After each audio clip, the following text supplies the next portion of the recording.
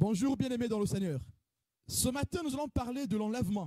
Lisons 1 Thessaloniciens chapitre 4, versets 16 à 17. Car le Seigneur lui-même a un signal donné à la voix d'un archange et au son de la trompette de Dieu, descendra du ciel et les morts en Christ ressusciteront premièrement. Ensuite, nous les vivants qui serons restés, nous serons tous ensemble enlevés avec eux sur des nuées à la rencontre du Seigneur dans les airs. Et ainsi, nous serons toujours avec le Seigneur. Amen. L'enlèvement. Vous avez tous regardé les films sur l'enlèvement, n'est-ce pas? Il y a un film qui a été tourné par Nicolas Cage. Et dans ce film, on parle de l'enlèvement. Deux personnes sont ensemble dans un lieu. Il y a un qui est enlevé et l'autre qui reste. Celui qui reste se retrouve subitement tout seul. Et il voit juste à côté de lui les vêtements de la personne qui a disparu. Mais c'est quoi exactement l'enlèvement? Qui est enlevé? Qui enlève qui? Mais revenons dans les racines du mot enlèvement. L'enlèvement vient du latin raptus. Et de raptus, nous tirons le verbe enlever. Nous voyons que ce mot raptus est associé à attraper au vol. Ça veut dire que dans enlèvement, nous avons le fait d'être dans les airs. Amen. Et de ce mot latin, nous pouvons trouver son équivalent en grec. Car nous savons tous que le Nouveau Testament a été écrit en grec. Amen. Et ici, le mot qui est utilisé, c'est harpasio, qui est traduit aussi par enlever. Et donc nous sommes enlevés par qui? Nous sommes enlevés par la personne qui nous sauve. Mais c'est qui est enlevé?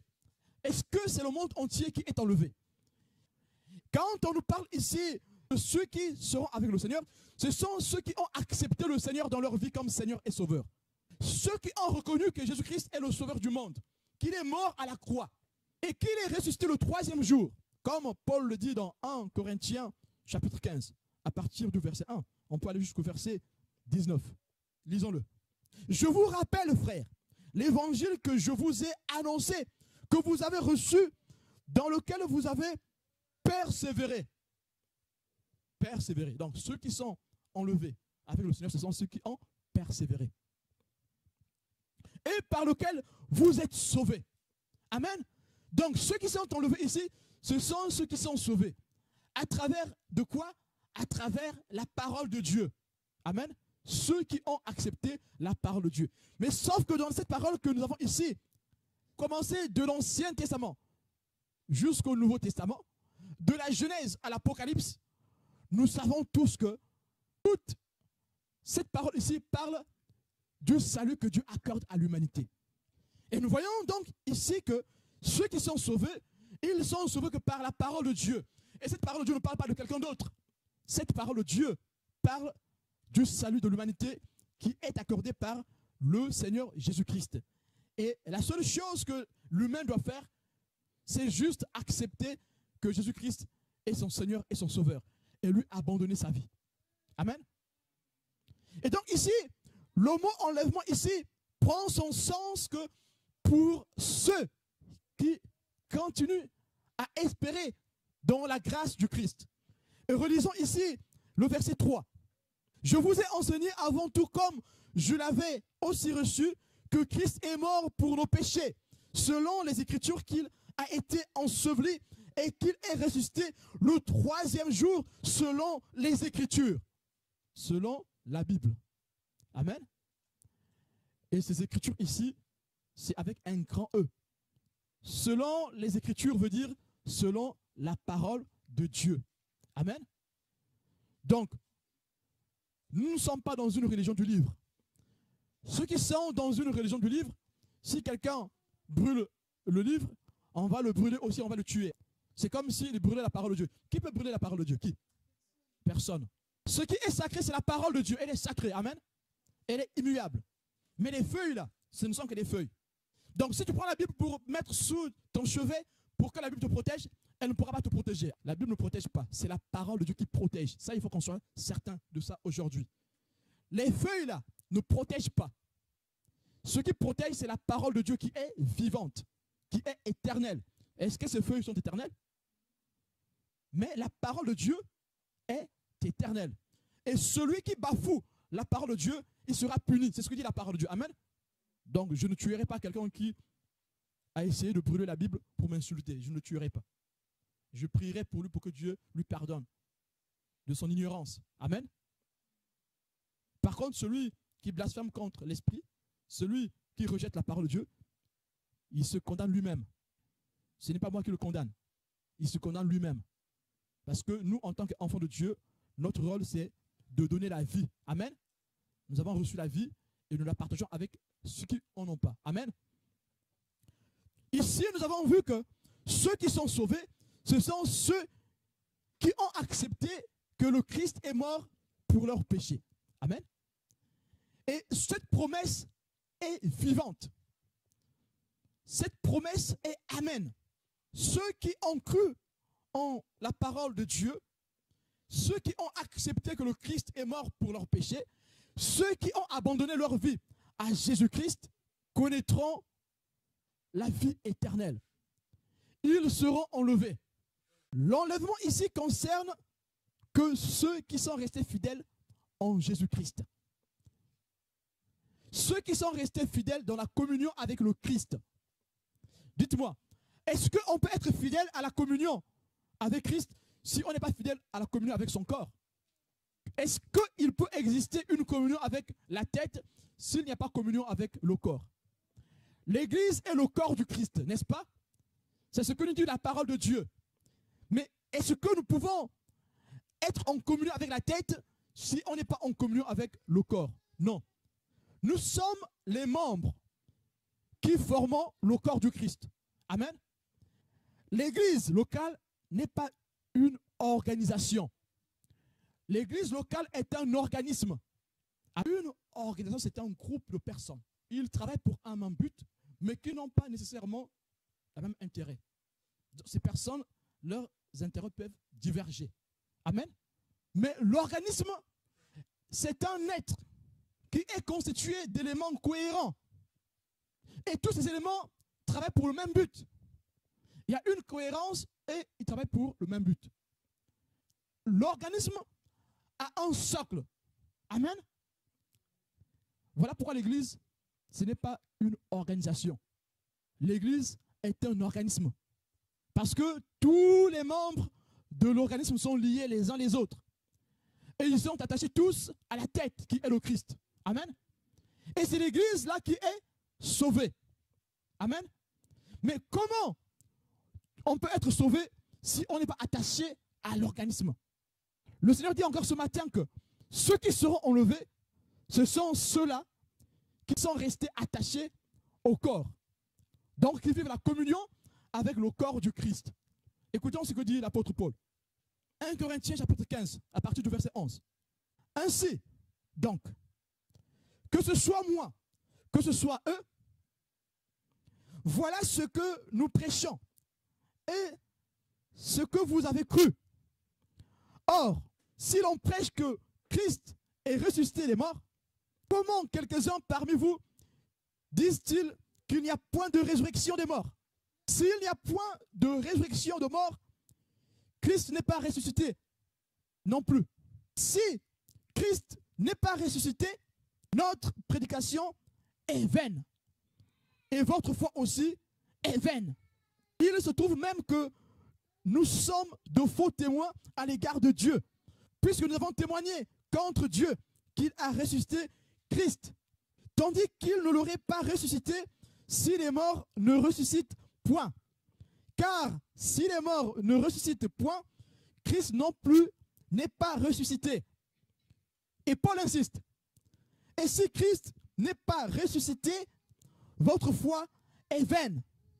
Vous êtes encore dans vos péchés. Et par conséquent aussi, ceux qui sont morts en Christ sont perdus. Si c'est dans cette vie seulement que nous espérons en Christ, nous sommes les plus malheureux de tous les hommes. Amen. Tu es venu ce matin à l'église parce que tu espères en Christ. Même si tu doutes encore de ton espérance, il y a quelque chose qui t'emmène à l'église. Mais le dimanche où il faut se reposer, où il faut se lever à midi, tu te lèves à 8 heures pour te préparer. Tu prends du temps, bien aimé. C'est parce qu'il y a une chose qui dépasse ce que la terre peut me donner. Amen. Voilà pourquoi ici il est écrit, si c'est dans cette vie seulement que nous espérons en Christ, nous sommes les plus malheureux de tous les hommes. Bien aimé, pourquoi je me lève tous les jours le matin? Les économistes ont dit que le salaire est une source de motivation. Si je me lève dimanche matin pour aller à l'église, c'est parce que je sais que j'ai un salaire qui dépasse tous les salaires du monde. Bien aimé, si tu es là ce matin, c'est parce que tu espères en quelque chose. Il faut que tu le saches. Et sois encouragé ce matin. Même si c'est avec fatigue que tu te lèves, le fait que tu as bravé la fatigue, que tu es là, c'est une bénédiction. Ça sera compté quand tu seras au ciel. Le Seigneur va compter les jours où tu faisais des efforts malgré ta fatigue, malgré même la maladie. Tu prenais le temps d'aller le louer. Tu seras récompensé pour cela. Bien aimé, chaque effort que tu fais pour Dieu, sache que Dieu va te le récompenser. Parfois, il y a des choses que tu fais pour Dieu. Je ne fais pas. On te dit fais pas, tu dis non, je ne ferai pas. Mais quand tu te retrouves tout seul, le cœur de Dieu te touche, tu dis bon, je vais faire pour Dieu. Puisqu'au départ, tu as dit non, je ne suis pas disponible. Sache que toute fois que tu fais une chose pour Dieu, Dieu te bénit. Tu peux te dire, bon, finalement, ma vie ne marche pas, rien ne marche. Dieu ne t'a pas oublié.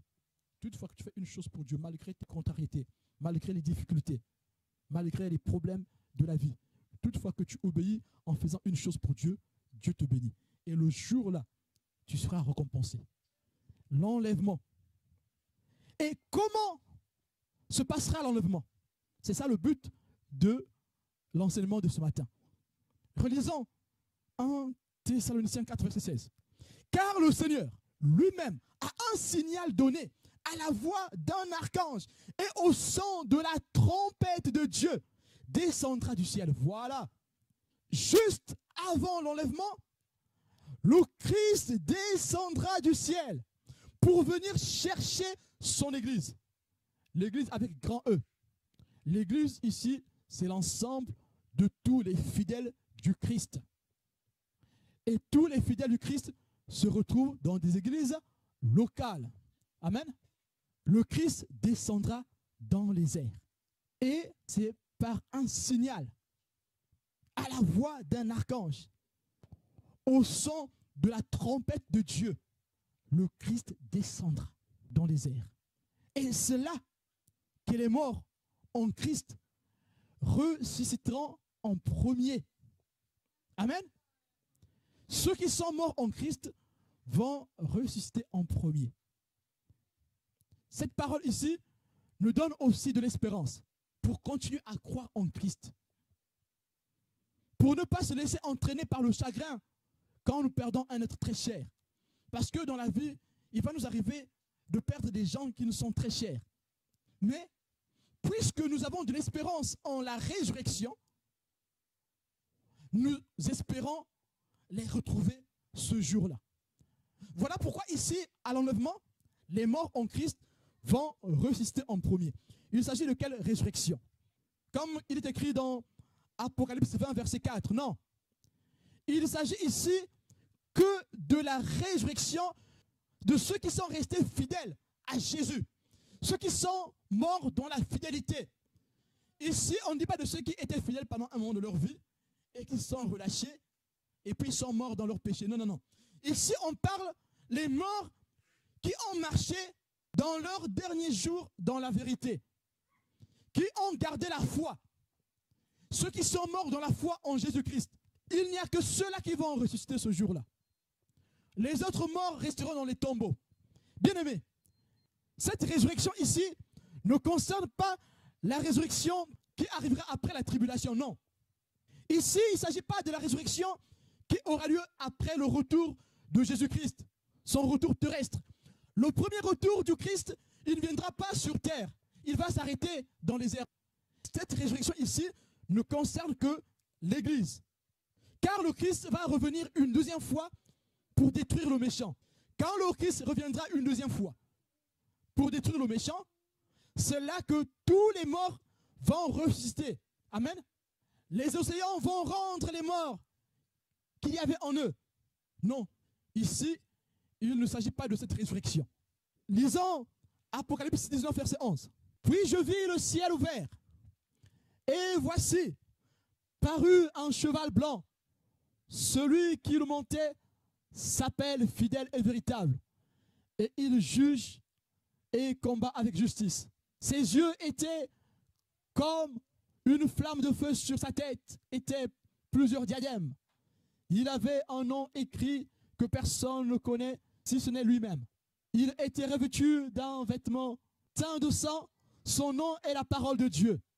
Les armées qui sont dans le ciel le suivaient sur des chevaux blancs, revêtus d'un fin lin blanc pur. De sa bouche sortait une épée aiguë pour frapper les nations. Il les pétra avec une verge de fer, et il foulera la cuve du vin de l'ardente colère du Tout-Puissant. La colère du Tout-Puissant ici va se répandre sur la terre tout entière pendant la tribulation. Il avait sur son vêtement et sur sa cuisse un nom écrit, Roi des rois et Seigneur des seigneurs. Et je vis un ange qui se tenait dans le soleil, et il cria d'une voix forte, disant à tous les oiseaux qui volaient par le milieu du ciel, venez, rassemblez-vous pour le grand festin de Dieu, afin de manger la chair des rois, la chair des chefs militaires, la chair des puissants, la chair des chevaux et de ceux qui les montent, la chair de tous, libres et esclaves, petits et grands.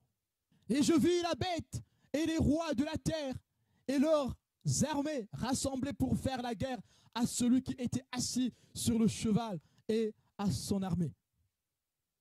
Et la bête fut prise, et avec elle le faux prophète, qui avait fait devant elle les prodiges par lesquels il avait séduit ceux qui avaient pris la marque de la bête et adoré son image. Ça, c'est pendant la tribulation.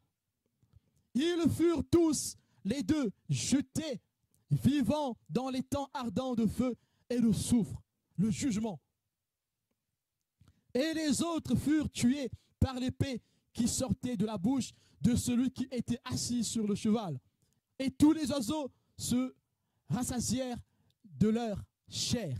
Puis je vis descendre du ciel un ange qui avait la clé de l'abîme et une grande chaîne dans sa main. Il saisit le dragon, le serpent ancien, qui est le diable et Satan, et il le lia pour 1000 ans. Il le jeta dans l'abîme, ferma et scella l'entrée au-dessus de lui, afin qu'il ne séduisît plus les nations jusqu'à ce que les 1000 ans fussent accomplis. Après cela, il faut qu'il soit délié pour un peu de temps. Et je vis des trônes, et à ceux qui s'y assirent fut donné le pouvoir de juger.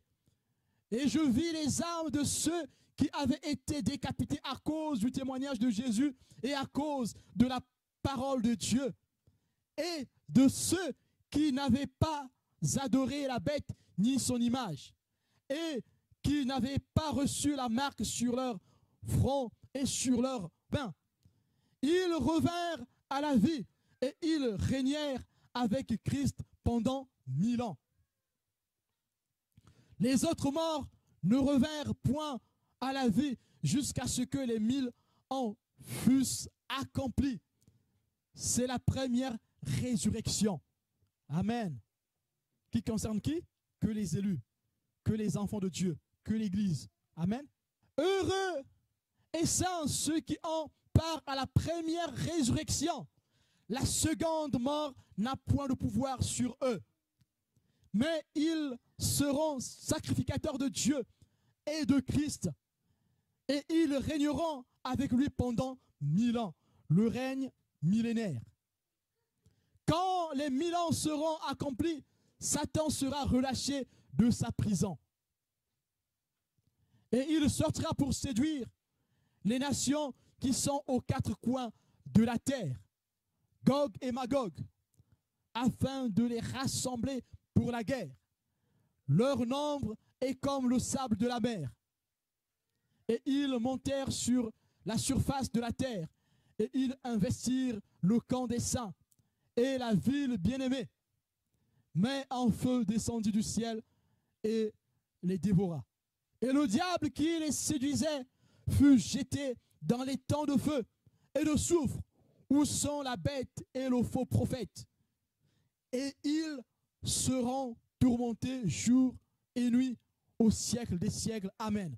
Nous avons vu ici la résurrection des morts. Ceux qui sont restés vont vivre la tribulation après l'enlèvement de l'Église. Ceux qui n'ont pas cru au Seigneur, quand la grâce était là, ils vont rester. Les chrétiens qui n'ont pas été affermis dans la foi, quand le Saint-Esprit était là, quand la grâce était là, ils vont rester. Ils vont vivre la tribulation. Il n'y a plus de grâce pour cela. Et en ce moment-là, les gens vivront comme au temps de la loi. Il n'y aura plus de grâce. Pourquoi la tribulation? C'est parce qu'il n'y aura plus le Saint-Esprit pour apaiser le mal. Et aujourd'hui, si la loi du monde dit encore qu'il y a atteinte à la pudeur, c'est parce qu'il y a le Saint-Esprit, amen, qui atténue le mal. Mais si le Saint-Esprit se retire, bien-aimé, il y aura la dépravation. C'est le Saint-Esprit qui atténue le mal aujourd'hui. La conscience de l'homme sera vouée. Et là, pour être sauvé, il faudra accepter de souffrir. Ça sera là, en ce moment-là. Il faudra accepter d'obéir à la loi. Et là, ceux qui seront sauvés après cette période, ça sera ceux-là qui vont accepter de vivre par la justice de la loi. Aujourd'hui encore, nous avons la grâce. Nous vivons par la justice de la grâce. Même quand on pêche, le sang de Jésus nous pardonne. Il suffit que tu demandes pardon. Amen. Mais en ce temps-là, il n'y aura plus la grâce. Tu pourras demander pardon, ça sera en vain. Il faudra que tu obéisses à toute la loi. Tu prends les 10 commandements qui ont été donnés par Moïse et tu prends les autres commandements dans les autres livres. Il faudra que tu fasses tout. Dites-moi, qui peut faire ça aujourd'hui là?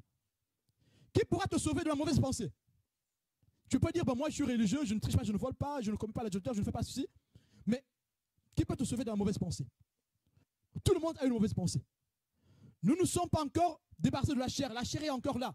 La lutte est là pour tout le monde, n'est-ce pas? Mais pourquoi nous avons ce privilège de nous avancer auprès de Dieu? C'est par le sacrifice de Jésus-Christ. Amen. C'est parce que nous croyons en Jésus. Seigneur, pardonne mes péchés. Voilà pourquoi tous les jours, bien-aimés, prie le Seigneur, dit, Seigneur, pardonne mes péchés. Prie tous les jours. Seigneur, pardonne-moi, donne-moi ta vie, donne-moi ta grâce. Rendons grâce à Dieu à chaque instant. Prions le Seigneur. Tout le temps, quand tu commets une faute, ne t'arrête pas sur ta faute. Demande pardon. Dieu est bon pour te pardonner. La grâce est encore là. Ne t'empêche pas de vivre la joie avec Dieu à cause de ce que tu fais. Compte sur la grâce de Jésus-Christ. Bien-aimé, même si tu n'as pas la force de faire les choses, tu peux encore aller vers Dieu, demander pardon, demander de te donner le secours. Le secours vient de l'Éternel. Ce n'est pas un homme qui va te secourir. Il n'y a que Dieu qui secourt ses enfants. Et cette grâce est encore là. Bien-aimé, ne t'appuie-toi pas sur ton sort. Reviens à Dieu. Les enfants, peu importe ce qui peut arriver dans vos vies, parce que quand vous allez grandir, vous serez emmenés à faire des choix. Peu importe ce qui pourra arriver dans vos vies, sachez que Jésus vous aime. Beaucoup des enfants ont fait de mauvais choix parce qu'ils ne connaissaient pas Jésus. Ces enfants n'avaient nulle part où aller. Ces enfants n'avaient personne vers qui se tourner. Mais vous, vous avez la grâce d'avoir Jésus dans votre vie. Vous avez la grâce d'entendre Jésus-Christ qui pardonne.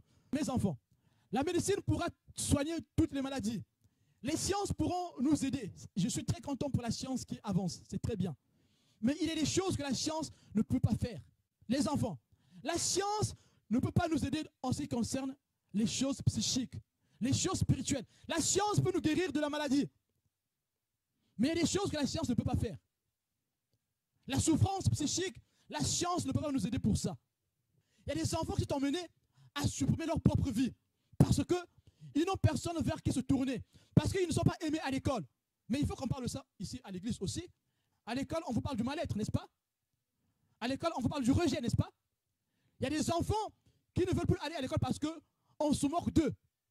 L'harcèlement à l'école, n'est-ce pas? Et ces enfants vont se réfugier dans des addictions. Ils vont faire des choses pour détruire leur propre corps. Les enfants, est-ce que c'est bien de détruire son propre corps? Est-ce que c'est bien de détruire son propre corps? Non. Mais il y a des enfants, parce qu'ils sont rejetés à l'école, parce qu'on les insulte à l'école, parce qu'ils sont victimes de l'harcèlement, ils vont se faire du mal à leur propre corps. Ils vont se réfugier dans des addictions. Ils vont commencer à se détester. Il y a des enfants qui n'auront plus même envie d'aller se mirer au miroir, parce qu'on se moque d'eux à l'école. Ils n'auront plus envie de parler. Parfois, ils sont intelligents. Ils n'auront plus envie de montrer qu'ils sont intelligents. Ils vont faire comme s'ils étaient bêtes, comme s'ils étaient ignorants. Pourquoi? C'est parce qu'à l'école, il y a eu la méchanceté. Mais vous, les enfants, vous avez eu cette grâce-là. Vous avez entendu parler de Jésus. Vous savez maintenant que même si tout le monde vous rejette, Jésus ne peut pas vous rejeter. Amen. Et donc, si vous avez un souci, si on se moque de vous, vous repartez vers Jésus, allez pleurer à côté de Jésus-Christ. Quiconque invoquera mon nom, je lui répondrai, il sera sauvé. Amen. Jérémie 33, verset 3. Invoque-moi, je te répondrai. Amen. Si tu as un cafard à l'école, on se moque de toi, on a fait quelque chose. Ne pleure pas devant tes camarades. C'est une faiblesse. Tu ne pleures pas devant eux. Tu résistes. Si tu veux pleurer, va dans les toilettes, prie Jésus. Dis Jésus, ils sont moqués de moi, mais pardonne leurs péchés. Donne-moi l'amour pour que je continue à les aimer. Que la rancœur, la rancune ne soit pas mon partage. Amen. Si vous faites cette prière, vous n'allez pas vous détester. Les enfants, la vie est précieuse. Celui qui veut aller au ciel avec Jésus-Christ, il doit comprendre que la vie, c'est Dieu qui l'a donnée et elle est précieuse. Et peu importe ce qui peut arriver dans nos vies, nous ne devons pas arrêter la vie que Dieu a donnée. Parce que même si tout le monde me rejette, Jésus ne me rejette pas. Tes parents peuvent te rejeter, mais Jésus ne pourra jamais te rejeter. Ton frère peut te rejeter, ta soeur peut te rejeter. On a vu les familles où ils sont divisés, séparés. Le frère ne parle pas avec la soeur. Ainsi de suite. Ça arrive, mais Jésus ne peut pas te rejeter. Jésus ne te rejettera pas. Tu auras un frère, ça sera Jésus-Christ. Tu auras un père, ça sera ton Dieu. Tu auras une mère, ça sera ton Dieu. Amen. Même quand tu es méchant, il sera gentil avec toi. Si tu lui demandes du pain, il te donnera du pain. Amen. Les enfants, vous ferez des choix qui ne sont pas bons. Mais si vous revenez vers Jésus-Christ, lui, il va vous aider. Et vous ne serez pas à vous faire du mal comme font ceux qui n'ont pas de secours. Le mal-être, personne ne peut le guérir, sauf le Seigneur Jésus-Christ. Tu peux aller voir tous les psys du monde. Ils vont t'aider à calmer l'anxiété, à calmer l'angoisse. Mais si tu veux avoir la paix stable, c'est avec Jésus-Christ. Tu pleures devant lui. Ferme ta chambre, pleure, pleure, pleure. Ceux qui font ça iront au ciel avec Jésus-Christ. C'est ça l'enlèvement. L'enlèvement, c'est une vie pratique. Et pour nous qui sommes en Christ, nous vivons déjà les prémices de l'enlèvement. Amen. Dis-moi. Si tu n'as pas le Saint-Esprit, tu ne peux pas t'envoler pour aller rencontrer Jésus-Christ dans les airs. Amen. On a dit ici, c'est attraper au vol. N'est-ce pas? Pour monter dans les airs, pour aller rencontrer Jésus-Christ, il faut que tu sois transformé. Amen. Qu'est-ce qui nous transforme? Dites-moi. L'Esprit de Dieu, nous allons vivre la transfiguration. Qu'est-ce qui a ressuscité Christ? C'est la puissance de Dieu, n'est-ce pas? Le Père a ressuscité le Fils par le Saint-Esprit, n'est-ce pas? Ceux qui se confient à Jésus, qui ne comptent pas sur eux-mêmes. Bien-aimés, je ne compte pas sur ma force. Je ne suis pas fort, je suis faible. Je ne compte pas sur ma rigueur. Je ne compte pas sur ma discipline. Je ne suis pas discipliné. Si je crois en Christ, il me donnera la force de faire ce qu'il me demande. Et c'est là que j'irai au ciel. Si je donne toute ma confiance à Jésus, j'irai au ciel. Quand je tombe, il va me relever. Amen. Je n'ai pas confiance en moi. Moi, j'ai confiance en Jésus-Christ. Vous voyez la différence? Les gens du monde ont confiance en eux. Si tu vas voir le psy va te demander de dire ça. Que non, je ne suis pas triste, je suis heureux, je sais que je suis bien dans ma peau. C'est juste des paroles. Ces paroles-là, pour être vues en toi, il faut qu'il y ait une vie derrière ces paroles. La vie, c'est Jésus-Christ. Amen. Et voilà pourquoi je ne compte pas sur moi. Les psy, toutes les sciences vont te demander d'avoir confiance en toi. Bien-aimé, je peux vous le dire encore aujourd'hui, j'ai confiance en Jésus-Christ. je n'ai pas confiance en moi, j'ai confiance en Jésus-Christ. Mais ce qui est vrai, c'est que si j'ai confiance en Jésus-Christ, mais finalement, lui me donnera la confiance, n'est-ce pas? La Bible dit, quand vous serez appelé au tribunal, ne vous inquiétez pas de ce que vous allez dire devant le tribunal, n'est-ce pas? Ne vous inquiétez pas. Pourquoi? Parce que ne faites pas confiance en ce que vous savez, n'est-ce pas? Parce que le jour où tu arrives devant le juge, Dieu te mettra des choses que tu ne connais pas dans la tête. Tu vas commencer à lui dire ça, ils seront choqués, scandalisés, ils seront étonnés. Mais les sciences du monde nous demandent de développer en nous la confiance. Il faut que tu aies confiance en toi. Non, aie confiance en Jésus. Ceux qui vont au ciel, ce sont ceux qui ont confiance en Jésus. Bien-aimé, si tu as confiance en toi-même, un jour cette confiance va finir par s'effriter. Mais si tu as confiance en Jésus-Christ, le jour où le cafard t'attrape, le jour où cette confiance part, tu rappelles Jésus. J'ai dit, Jésus, tu m'as dit que je dois avoir confiance en toi et non en moi-même. Jésus, donne-moi ta confiance. Fais que ta confiance soit en moi. Alors la confiance de Dieu sera en toi. Et toi qui étais triste, quelques heures plus tard, tu es souriant. La vie de Dieu est en toi. Amen. Ceux qui vont au ciel, ce sont ceux-là qui ne comptent pas sur leur force. Ce sont ceux-là qui comptent sur la force de Dieu, sur la force de Jésus-Christ, sur son sacrifice. Amen. La résurrection décrite dans Apocalypse 20, verset 4 concerne les martyrs de la tribulation. Et peut-être aussi la résurrection des saints de l'Ancien Testament. Vous pouvez lire Apocalypse 20, verset 6. Deuxième réalité. Au même moment où les morts en Christ ressusciteront, les chrétiens vivants seront transfigurés. 1 Thessaloniciens 4, verset 17. Ensuite, nous les vivants qui serons restés, nous serons tous ensemble enlevés avec eux sur des nuées à la rencontre du Seigneur dans les airs. Et ainsi, nous serons toujours avec le Seigneur. Le corps de ceux qui sont vivants, qui vont aller au ciel, sera transfiguré. Est-ce que le corps du transfiguré est pareil à ce corps? Notre corps sera changé. C'est en un clin d'œil que cela va se passer. Alors maintenant, si tu veux faire maintenant les calculs, bon maintenant, donc les morts vont ressusciter, ça va passer 1 heure, après maintenant nous allons ressusciter. Non, il n'y a pas de calcul scientifique dessus, d'accord? Tout se passe en un clin d'œil. Dans mon livre, j'ai parlé de cela. Quand le Seigneur s'est révélé à moi en ce qui concerne l'enlèvement, le Seigneur l'a montré. Ça sera en un clin d'œil. En un clin d'œil, les gens qui viendront de partout se retrouveront en un lieu. Ça sera en un clin d'œil. Il n'y aura pas plusieurs endroits de rencontre. Tous, nous allons dans les airs simultanément. Amen. Et donc, quand on parle de la transfiguration, tout cela se fera en un clin d'œil. Amen. Lisons 1 Corinthiens 15, verset 51. Voici, je vous dis un mystère. Nous ne mourrons pas tous, mais tous nous serons changés. En un instant, en un clin d'œil, à la dernière trompette, la trompette sonnera et les morts ressusciteront incorruptibles. Et nous serons changés. Car il faut que ce corps corruptible revête l'incorruptible et que ce corps mortel revête l'immortalité. Amen. Dis, je suis immortel. Vous allez me dire, oh, c'est une secte quoi. Maintenant, on est immortel. On est immortel. Amen. Ce n'est pas moi qui le dis. Jésus dit, si tu crois en moi, tu ne mourras pas, n'est-ce pas? Les gens aujourd'hui cherchent l'immortalité. Toi, tu l'as trouvé? Bien aimé.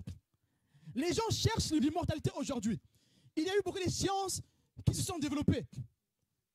En ce qui concerne l'immortalité, les gens cherchent l'immortalité. Depuis l'Égypte antique, les gens ont travaillé pour trouver l'immortalité. Si aujourd'hui vous avez le tombeau de Toutankhamon, si vous avez les momies là, pourquoi? Vous savez pourquoi il y a des momies? C'était pour la résurrection. L'Égypte antique a cru à la résurrection. Mais toi et moi, nous ne payons rien pour être immortels. Dis, je suis immortel. Je suis immortel. Je suis immortel. Je suis immortel. Vous allez me dire, mais on va tous mourir. Comment ça se fait qu'on est immortel?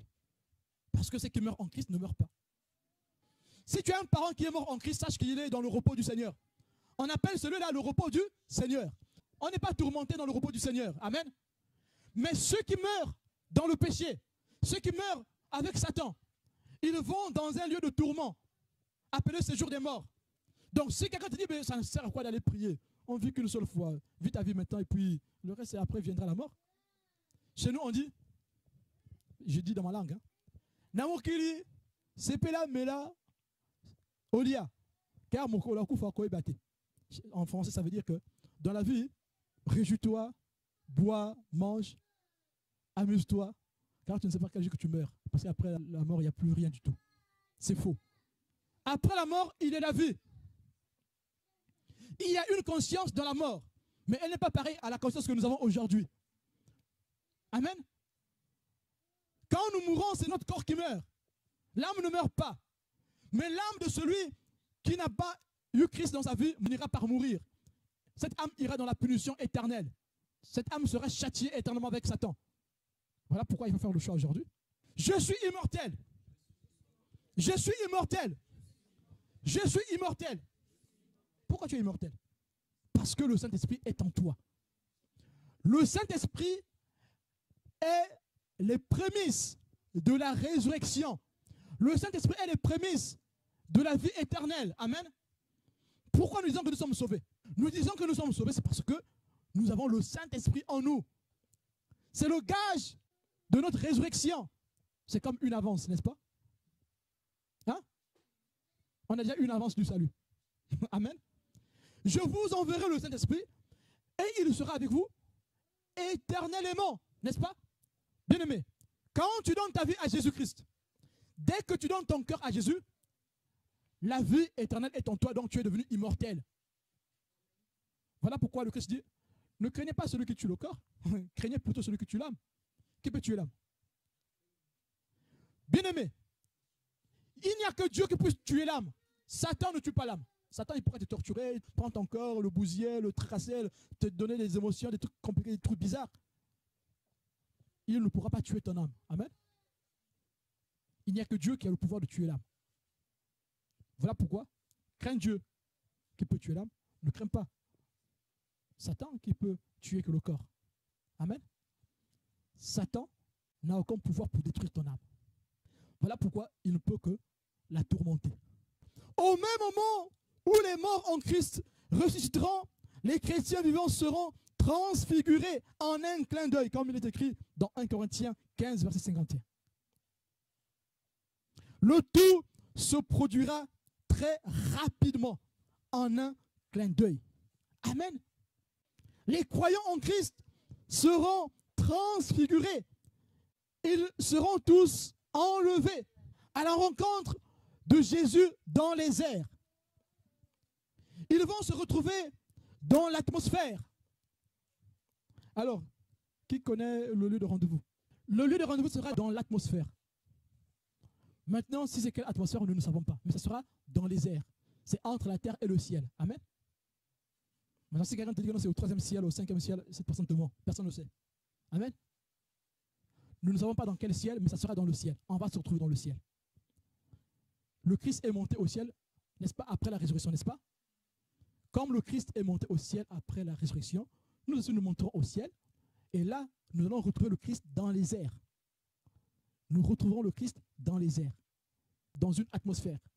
Et là, le Christ, quand il viendra, il ne mettra pas son pied sur terre. Il va s'arrêter dans l'atmosphère et nous serons transfigurés, transformés, changés. Nous porterons un corps immortel. En ce moment-là, nous aurons un corps immortel. Et ça, il faut qu'on soit sûr, certain de ça. Ce corps que nous avons ici sera transformé. Et nous aurons un corps immortel. Un corps qui ne pourra plus souffrir de la maladie.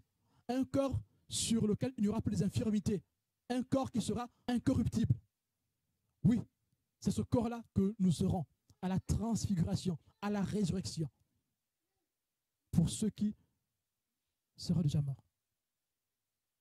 Et là, nous irons à la rencontre de notre Seigneur Jésus-Christ dans l'atmosphère entre le ciel et la terre. Amen. Et en ce moment-là, nous serons visiblement unis à Christ. Nez à nez, ça sera en face, en live. On verra le Christ en live. Ça ne sera plus par la foi. Aujourd'hui, nous voyons le Christ par la foi, n'est-ce pas?